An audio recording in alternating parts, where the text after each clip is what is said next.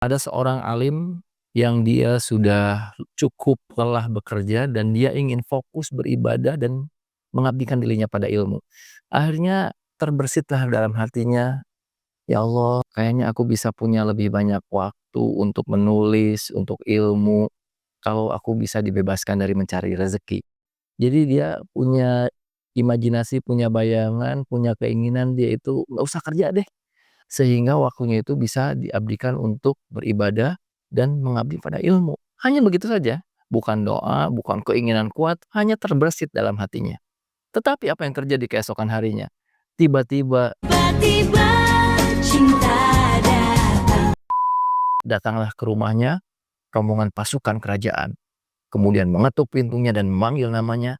Kemudian ketika dia keluar, langsung pasukan itu menangkapnya dengan surat tugas bahwa orang tersebut telah dituduh sebagai pemberontak, gitu.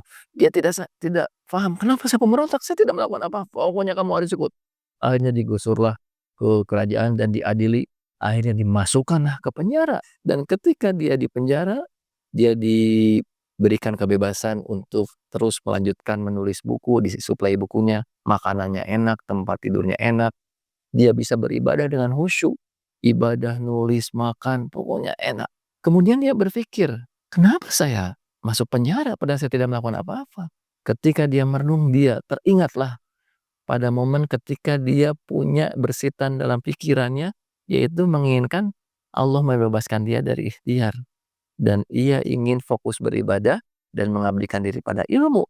Dan Allah mengabulkannya. Jadi dari cerita tadi, kita bisa melihat bahwa alam semesta ini adalah CCTV yang besar, alat perekam yang sensitif. Jangankan yang kita katakan, yang terbersit dalam hati saja, itu ternyata langsung dikabulkan dan jadi kenyataan. Itu cerita pertama. Cerita kedua, cerita sejenis, cerita serupa itu dialami oleh ibunda saya, almarhumah.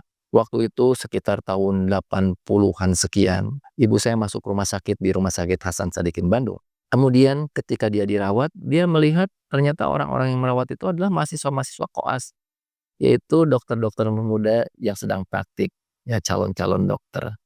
Dan terbesitlah dalam hati ibu saya itu, kayaknya bahagia, bangga ya kalau punya anak dokter kayak mereka." Hanya itu saja. Ternyata gerentes hati atau bersitan pikiran terbersit dalam hati itu ternyata didengar oleh Allah. Kemudian sekitar 7 atau 8 tahun kemudian salah satu kakak saya ternyata diterima masuk ke kedokteran Unpad dan kuliah sekitar 5 tahun, akhirnya jadi dokter dan melamar temennya yang dokter juga. Sehingga bersitan keinginan ibu saya untuk punya seorang anak dokter bukan hanya dikabulkan anaknya jadi dokter, tetapi menantunya jadi dokter juga. Sehingga ingin satu dapat dua. Jadi dari dua cerita tadi, ternyata apapun yang terbersit dalam hati, yang itu masuk ke rasa, ternyata direkam secara sempurna oleh alam semesta, yaitu Allah Subhanahu wa Ta'ala. Dari sana kita akan membahas tentang ilmu manifestasi. Bagaimana segala sesuatu tercipta, bagaimana pikiran tercipta menjadi kenyataan. Kita bahas dalam podcast berikut ini. Dengarkan, rasakan, ayo mulai. Tobi Amali yuk menginspirasi. Dari dua cerita tadi, kita akan bahas tentang satu ilmu yang ini adalah ilmu rahasia kehidupan, yaitu manifestasi. Karena sebetulnya kita sebagai khalifah di bumi ini oleh Allah diamanahi untuk terus mencipta. Bayangkan kalau manusia tidak mencipta, hari ini tidak ada mobil, tidak ada pesawat terbang,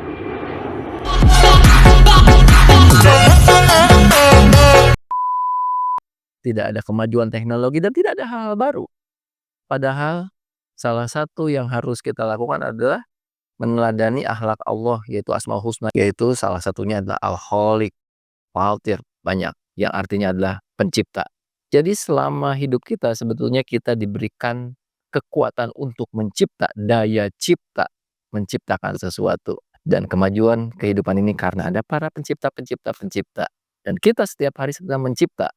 Setiap kita bangun tidur, Memulai pagi kita menciptakan kehidupan kita, menciptakan karya lewat pekerjaan, menciptakan banyak hal. Oleh karena itu, ilmu mencipta ini, ilmu memanifestasikan ini adalah ilmu yang paling penting yang harus kita pelajari. Tetapi sayangnya ini tidak diajarkan di sekolah, bagaimana proses mencipta. Dan sekarang saya akan berikan langkahnya yang saya sudah rangkum menjadi 7 langkah mencipta atau manifestasi. Sebagai informasi bahwa ilmu ini sudah saya terapkan pada santri-santri di Welas Asih, membantu mereka untuk menciptakan mimpi mereka, punya dream, kemudian merencanakan hidup, memanifestasikannya, baik untuk kuliah, untuk kehidupan nanti masa depan. Dan ketika kita bisa menciptakan dalam pikiran, maka kita punya jalan untuk menciptakannya dalam kenyataan. Jadi ikuti, saya akan ngasih tahu 7 langkah untuk mencipta.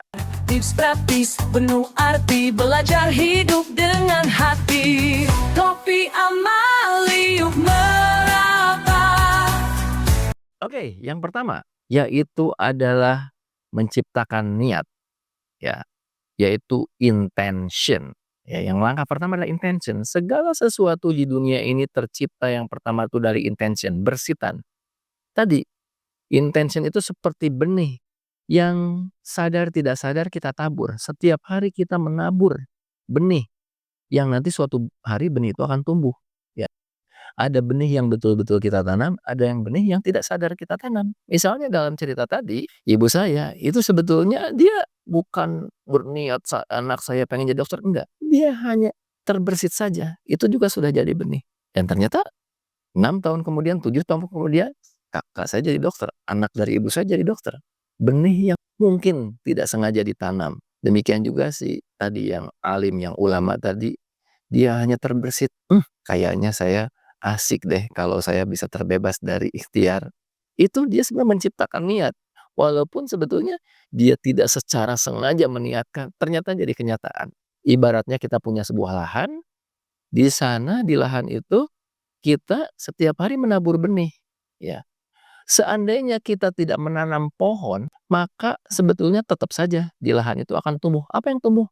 Bisa saja ilalang, kemudian rumput-rumput liar.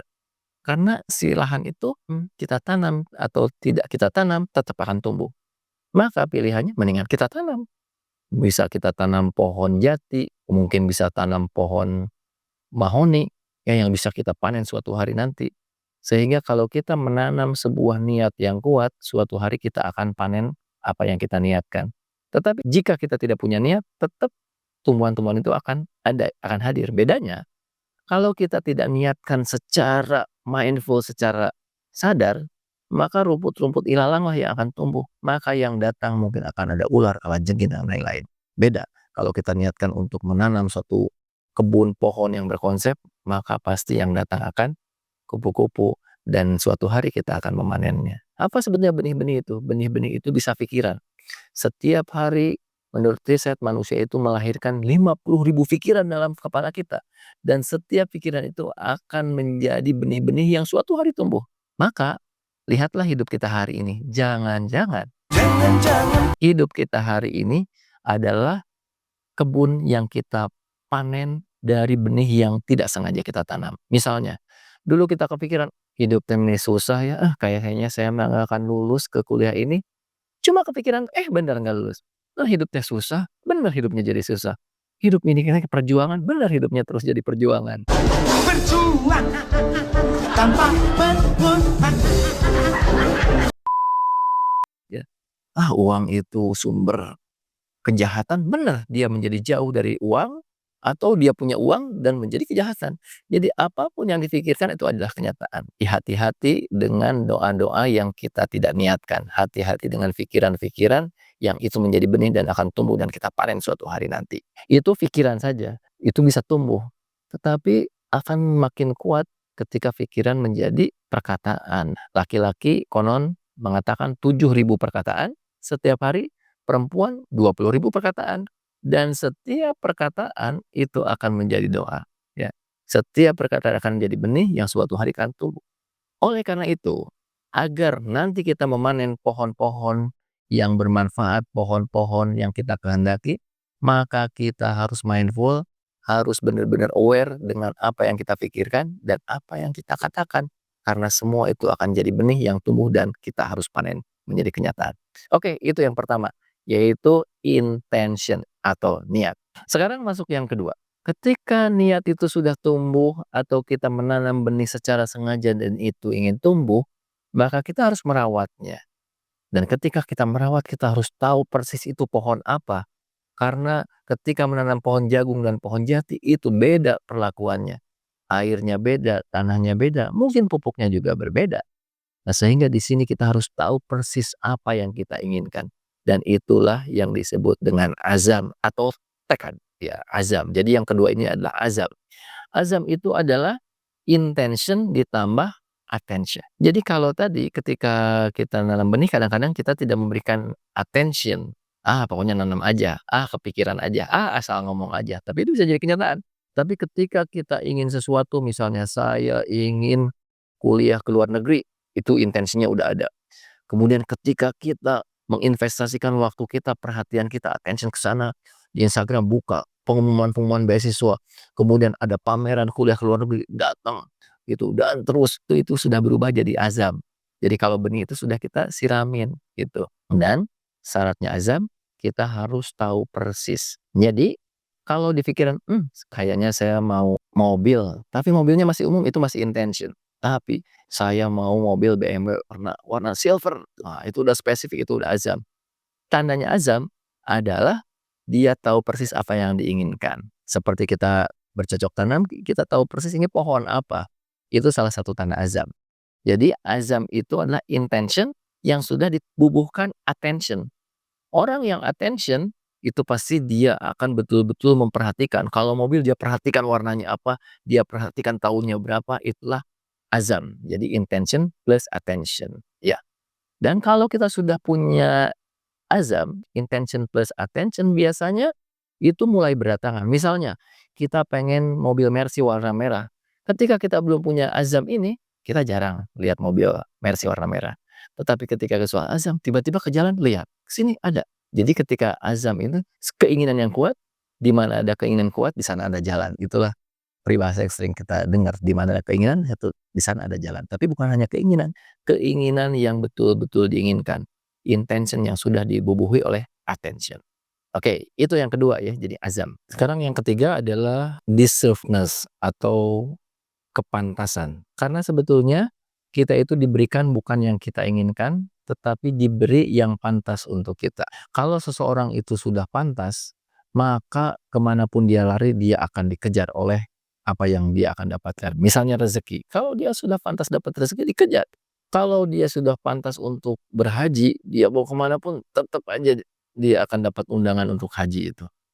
Kalau dia sudah pantas untuk kaya, rezekinya akan mengejar dia. Jadi sesuatu kepantasan. Jadi deservedness adalah sesuatu yang diberikan kepada seseorang yang sudah pantas. Dan hampir semua hal di dunia ini, manifestasi ini salah satu kunci utamanya adalah deservedness.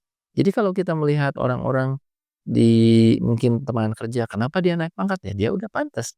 Kemudian ada teman, kenapa dia dapat rezeki itu? Ya pantas. Karena segala sesuatu itu tidak ada yang salah sasaran. Allah tidak pernah salah sasaran. Oleh karena itu jika kita ingin sesuatu, maka setelah kita ingin, punya intention, kemudian berikutnya punya etikat kuat, berikutnya memantaskan diri. Pantasin aja. Kalau tadi ibu saya mungkin dia punya gerentas hati atau terbersit, aduh punya anak kayaknya enak ya, Anda punya anak dokter. Ya mungkin Allah sekian tahun kemudian itu menganggap bahwa ibu saya udah pantas punya anak dokter, misalnya begitu. Jadilah pantas. Saya sering dinasihati oleh ayah saya dulu. Ya, ayah saya adalah seorang guru SD dengan gaji yang sangat minim, tetapi punya mimpi yang besar. Suatu hari anak-anaknya harus hidup lebih baik dari orang tuanya. Salah satu nasihatnya adalah, kalau pengen punya mobil, beli dulu kan yang punyanya, biar lebih pantas. Kalau punya rumah, siapkan garasinya. Ya, karena orang yang punya garasi, itu lebih pantas punya mobil daripada yang tidak punya garasi. Jadi pantaskan diri dulu. Kemudian berikutnya percayakan. Berikutnya ke langkah berikutnya setelah kita memantaskan diri, tidak cukup sampai sana. Ada berikutnya yaitu namanya inspired action atau ikhtiar. Kenapa inspired action bukan action saja? Karena ikhtiar di sini bukan sekadar ikhtiar tetapi menyempurnakan ikhtiar atau ikhtiar yang diinspirasi oleh langkah-langkah sebelumnya dan langkah-langkah setelahnya. Apa langkah sebelumnya? Yaitu kita ikhtiar karena untuk menyempurnakan niat kita. Kita ikhtiar sebagai upaya untuk mewujudkan azam kita. Dan ikhtiar sebagai untuk menjemput apa yang pantas buat kita. Jadi ikhtiar itu bukan satu-satunya jalan untuk mendapatkan sesuatu. Ikhtiar itu adalah menyempurnakan langkah-langkah sebelumnya. Karena kita pantas, misalnya kita pantas nih, udah pantas punya mobil. Tapi kalau kita tidak ikhtiar, datang ke dealer, ngurusin untuk pembayarannya, ya kita nggak akan dapat. Nggak akan tiba-tiba jelek mobil ada di garasi kita, enggak. Tetap harus ada hukum alam yang kita jalan, yaitu ikhtiar, menyempurnakan ikhtiar. Tetapi ikhtiar itu adalah bukan satu-satunya faktor yang menjadikan manifestasi itu terwujud. Setelah ikhtiar apa? Yang berikutnya, berarti yang kelima adalah kita mengupayakan pintu-pintu yang tidak terduga atau disebut min haitsu la yahtasib atau dalam bahasa Inggrisnya unpredictable ways atau the unknown. Kata Joe Dispenza, salah satu penulis tentang manifestasi, dia sebut the unknown. Kenapa the unknown? Kadang-kadang ketika kita berikhtiar, kita itu terlalu pede bahwa saya akan mendapatkan hasil dari jalan yang saya upayakan. Tapi pernahkah Anda mengalami kita mengusahakan A, yang A-nya gagal, tapi malah berhasil dari pintu B atau pintu C atau pintu D yang sama sekali kita tidak duga. Kenapa demikian? Allah ingin menunjukkan pada kita bahwa ikhtiar kita itu tidak selalu berhubungan dengan hasil. Allah ingin meyakinkan kita bahwa ikhtiar itu bukan faktor yang menyebabkan hasil. Bayangkan, kalau ikhtiar itu yang menyebabkan hasil, berarti Allah itu bisa didikte oleh ikhtiar kita. Tetapi Allah ingin menunjukkan bahwa Allah tidak bisa didikte. Kamu jalannya A, aku kasih di B. Kamu jalannya di B, aku kasih di D. Demikian. Jadi itulah pintu yang tidak terduga. Min haitsu la yahtasib. Oleh karena itu, setelah kita ikhtiar, kita harus punya bayangan bahwa ini akan datang dari pintu yang tidak bisa kita duga, yang hanya Allah tahu. Apa yang bisa kita usahakan? Kita buka pintu sebanyak-banyaknya. Karena min haitsu la yahtasib itu kita tidak tahu dari mana. Jadi kita upayakan sebanyak-banyaknya. Kita buka kemungkinan sebesar-besarnya. Dan kalau dalam fisika kuantum, kita mengenal dunia paralel. Jadi sebetulnya di sekitar kita ada dunia-dunia paralel yang tidak kita tahu. Mungkin kalau yang sudah nonton film Doctor Strange, itu Anda bisa buka portal di sini, dia bisa masuk ke dimensi lain. Itu seperti fiksi, tetapi dalam fisika kuantum itu bisa dilogikkan. Ya. Demikian juga Allah itu memiliki takdir yang beragam. Dan Umar bin Khattab sudah memperlihatkan, sudah memberikan contoh bahwa setiap orang itu bisa memilih satu takdir ke takdir yang lain. Ya, jadi kita setiap detik itu sebetulnya dihadapkan pada pilihan banyak takdir. Kita tinggal pilih yang mana. Dan demikian juga rezeki yang akan datang pada kita punya 1000 jalan yang kita kadang tidak duga. Nah, gimana agar kita membuka jalan-jalan itu min haitsu la yahtasib yang begitu luas sehingga apa yang kita inginkan punya possibility yang semakin banyak karena punya pintu-pintunya banyak. Itu bagaimana? Nanti silahkan ikuti course-nya lebih lengkapnya. Saya sekarang akan lanjutkan ke langkah berikutnya. Setelah membuka pintu-pintu yang tidak terduga, berikutnya adalah kita bersyukur. Kok bersyukur? Kan belum hadir. Inilah bedanya. Syukur ini disebutnya advanced gratitude. Syukur yang didahulukan. Syukur sebelum terwujud. Kenapa? Sebelum terwujud tapi harus syukur. Karena sebetulnya sejak kita berniat itu sudah tercipta di alam kuantum. Ketika kita memantaskan diri, Allah itu sudah mengabulkan. Ya, ud'uni astajib lakum, berdoalah, aku langsung mengabulkan. Gitu. Jadi tidak ada jeda dari ketika kita berniat, berazam, berdoa, itu sudah ada. Cuman itu masih on the way menuju kita. Seperti kita check out di Shopee atau Tokopedia, itu sudah check out tapi lagi on the way ke kita. Karena kita yakin dan dasar husnuzon kepada Allah bahwa Allah sudah mengabulkan, Allah Maha mendengar, Allah tidak pernah menyalahi janjinya, tidak pernah mengingkari janjinya. Sebetulnya yang saya minta sudah diberikan, tapi masih di jalan.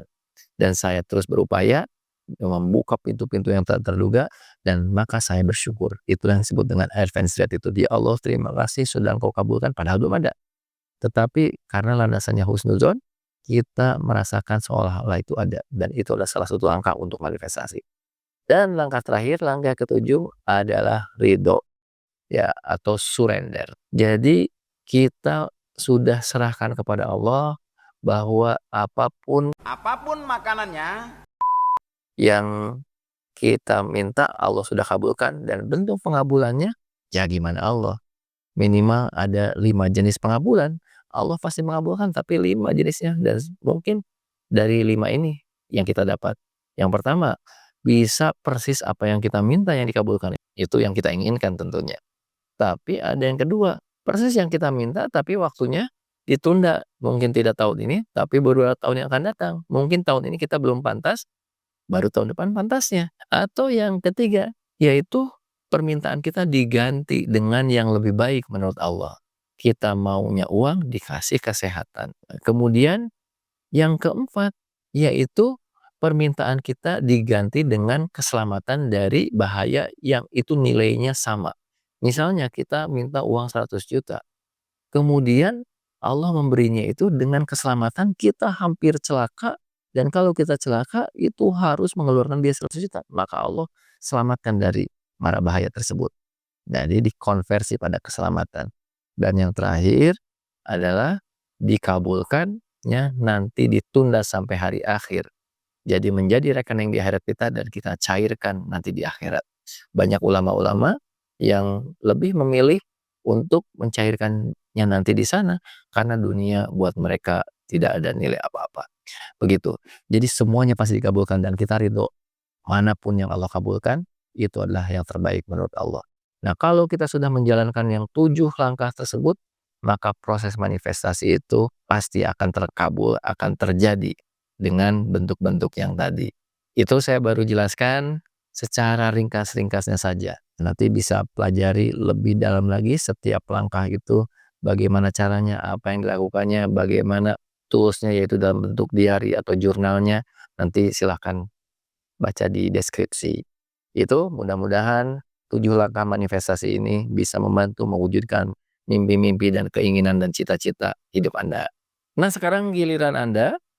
Kira-kira apakah pernah pengalaman punya keinginan, cuma terbersit keinginan, tiba-tiba terwujud? Atau boleh cerita manifestasi-manifestasi apa yang sudah terwujud? Dan itu adalah sebuah manifestasi yang bisa dianggap sebuah keajaiban dalam hidup Anda. Jadi silahkan tulis. Dan satu lagi, apa manifestasi yang sekarang sedang dicita-citakan? Kemudian kira-kira bagaimana mengulangi keajaiban itu? Bagaimana mengulangi keajaiban untuk manifestasi berikutnya? Silahkan tuliskan. Jadi pertama, apa yang sudah termanifestasi dan apa yang sedang sekarang on progress proses manifestasi. Silahkan tulis di sini, nanti kita saling doakan. Demikian, terima kasih. Sampai ketemu di Topik Amali berikutnya. Assalamualaikum warahmatullahi wabarakatuh.